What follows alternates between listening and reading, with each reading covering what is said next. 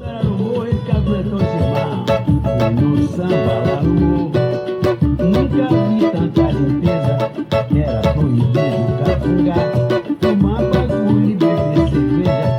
O responsável assim dizia: na minha festa não tem bebedeira, porque aqui no meu barraco só tem cocaína geladeira. Tem cocaína geladeira. Tem cocaína geladeira. Tem cocaína geladeira. Olha, tem cocaína geladeira. A polícia foi informada, o dono da festa era vapor. E o bagulho estava estocado dentro do congelador. Aí o delegado partiu pra lá.